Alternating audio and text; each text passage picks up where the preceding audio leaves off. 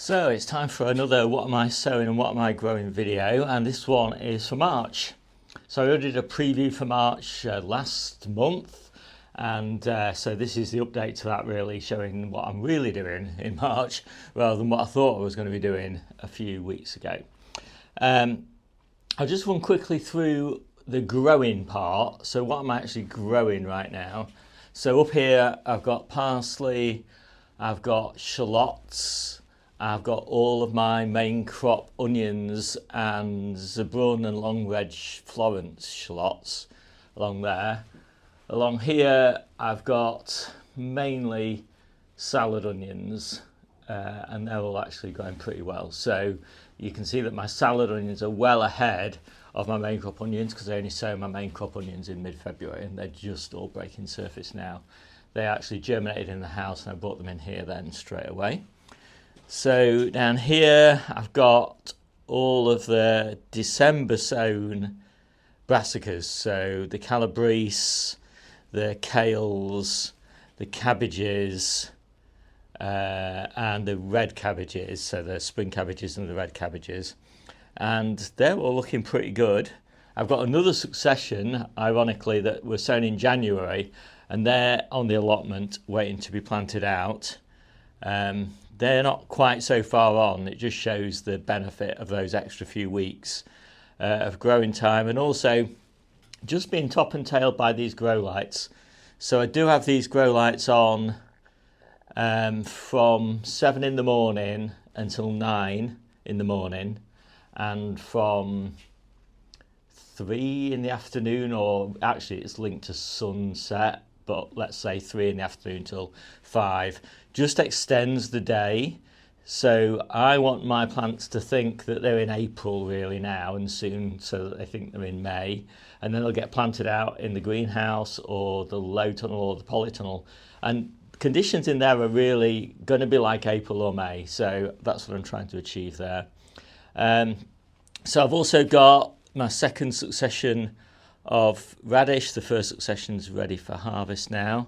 I've got my first little tomatoes here that I sowed just a few weeks ago, and they're going to go into this greenhouse, into these hanging baskets, kind of high up here somewhere.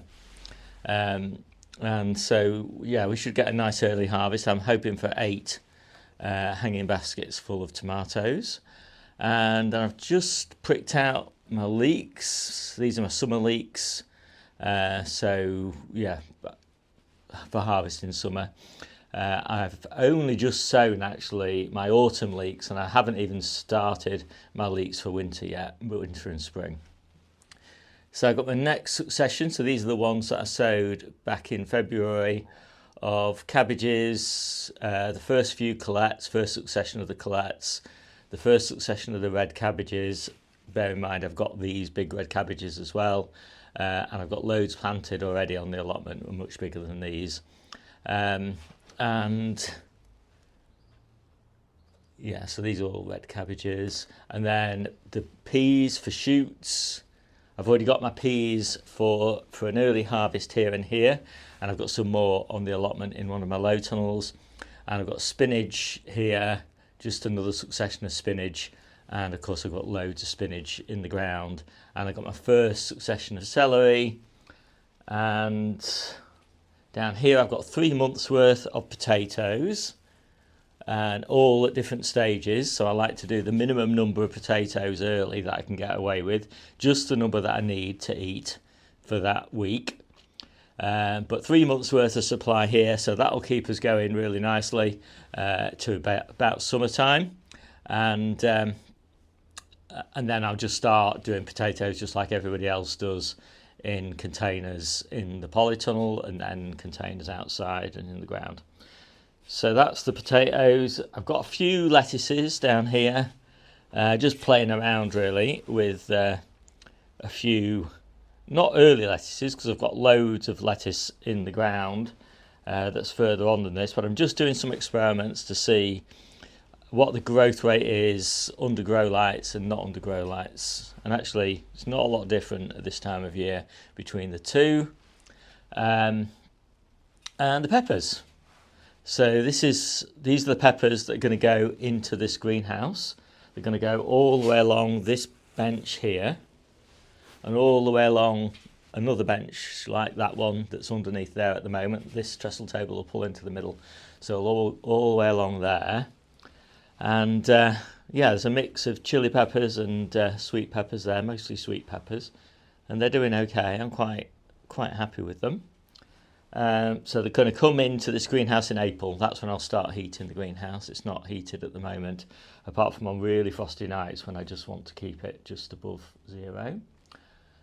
And I think that is pretty much it. Oh, apart from the strawberries, which I kind of broke dormancy on these a little bit earlier than usual. So they are just starting to come into flower now, which is quite nice. So I want to see if I can get these in April rather than May when I normally do. Right, so let's have a look at what I'm doing in March. So I'm looking at my iPad, so all the details are on here and you can find a link to this database down below. I've grouped everything by type. So I'm going to go through the alliums first, and I'm going to go through the Brascas, etc., etc. But when you look at it, you'll see it in date order. So I'm going to start off. I'm always doing salad onions. I do a batch of salad onions, one of these trays up here, every month, and going to be doing guardsmen. So a lot of these are purple varieties that I've got going so far, but I like to switch over to the green varieties, and a lot of these are actually bulbing varieties. So things like Styron, North Holland Blood Red, Lilia, those sorts of things. But I switch over again to true salad onions, spring onions later on in the year, because obviously I don't want them to bulb too much. So next up are the leeks. As I said, I've just actually sown this batch of leeks. So these are the leeks we're going to be in autumn. I like to do my leeks in stages. Less likely of them bolting, less likely of them getting diseases, less likely of them getting pests. If you do them in succession, obviously you don't really need to start your winter leeks now. You don't need to start them until April, and they'll be plenty big enough by the time you get to winter, and they'll be even bigger, by the time you get to spring. So I start my mains in April. So I also do all my really important brassicas in March. About middle of March I like to do them, so I can plant them out about 6 weeks old in early May. Sometimes 7 weeks old, sometimes 8 weeks old. It doesn't really matter, because I do them generally in these quite big pots, and so they'll hold in these pots for an extra week or so. It does depend a little bit on the weather, and it does depend on beds coming free and all that. So colettes are one of my most important brassicas. I've got them outside here at the moment and some on the allotment, and they're still really great. They're still giving us a fantastic harvest of the flower sprouts off the stems, like a Brussels sprout, and they're going to give us a fantastic floret harvest and leaf harvest as we go into spring. So they're a really great crop, and we actually start picking the leaves in July as well. So we kind of eat leaves all the way through until winter. Then we eat the flower sprouts. Then we eat the leaves again and the florets. So what a great crop. Next up, I'm just taking cuttings off my Taunton Dean kales and rooting those. I always like to do that. I don't like to leave the plants for too long. They tend to get too big and straggly. And perennial kales obviously better propagated by cuttings. I'm doing my kales so these are really like my summer kales, but when I can get away with it, I like to leave them and harvest them the minimum that I can, so that the plants are really, really strong by the time I get to winter. I'll do some later successions that I'll harvest more, but these we put in the front garden. I'm doing Cadet, which is a green curly kale. I'm doing Dazzling Blue, which is a gorgeous kale, and it's kind of got these purple ribs and beautiful green leaves, really nice and decorative, so it really suits an ornamental planting. I'm doing Nero, Carvalho Nero, sort of Black Magic, and that is the deepest green Carvalho Nero type that you can kind of get, or Tuscan kale rather, that you can get. And Scarlet, which again is a beautiful curly kale but with purple ribs. So you can see for the front garden, we like to have really decorative kales, and you know, they're really fantastic. Then I'm doing some purple cauliflowers and some red cabbages. I'm doing 2 different types. I'm doing just standard red drumhead for the kitchen garden because we don't have any clubroot, and I'm doing red Ladero, which is a clubroot resistant variety for the allotment because we've got clubroot on the allotment. I'm doing breast Brussels sprouts for the kitchen garden, and I'm doing Christmas Brussels sprouts for the allotment because Christmas again is a clubroot resistant variety, and I'm doing Marathon Calabrese in a spot that doesn't have clubroot. So I like to really do all of those brassicas mid-March. They grow into really big plants, especially Brussels sprouts and colettes. You really want them really right up here because then you get a really long stem with loads of Brussels sprouts or flower sprouts on them. The nice thing about doing Calabrese at this time of year as well is they really sort of come into their own in midsummer, early summer, midsummer, and you get loads and loads of side shoots. So all that sun, the power of the sun in summer, really powers the production of an abundant amount of side shoots for a long period as well. Loads more than from a spring harvest, for example. I do Mikado spinach. Mikado spinach is one of these Asian spinaches which doesn't bolt as quickly as a true spinach. It has fantastic kind of thick, leathery, crunchy leaves, really nice. And I'm also doing Santa Cruz, which is a true spinach, which is meant to not bolt as quickly as most other true spinaches do, but who knows, we'll just have to give that a try. For this greenhouse, in those 2 corners there where the peas are at the moment, the peas go outside in April, and so in those 2 spots we'll go mini munch cucumber, which will grow up and all the way along here, hopefully, and Minnesota midget melons, which will again sort of go up and along a bit.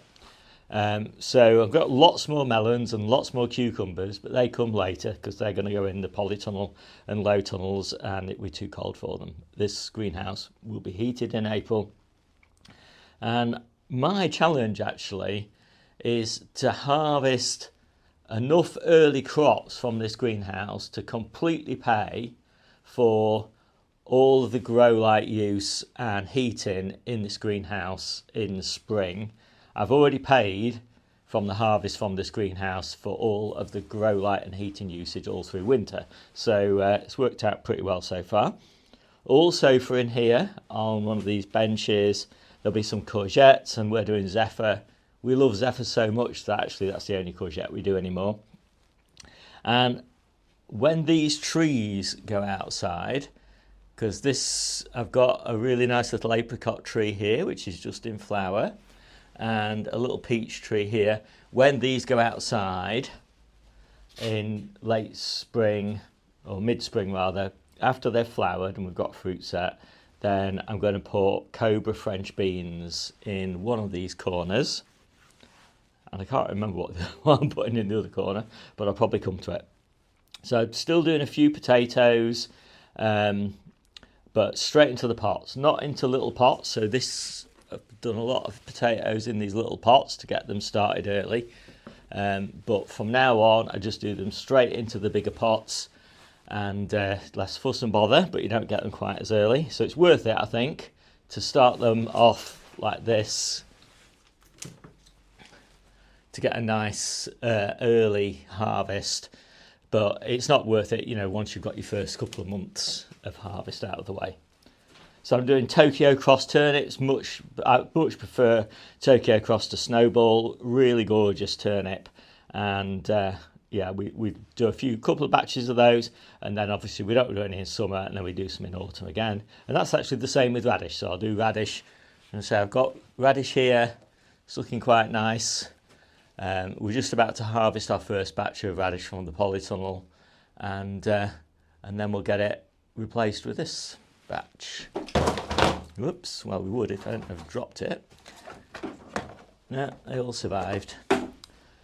I start putting my ochre tubers into compost.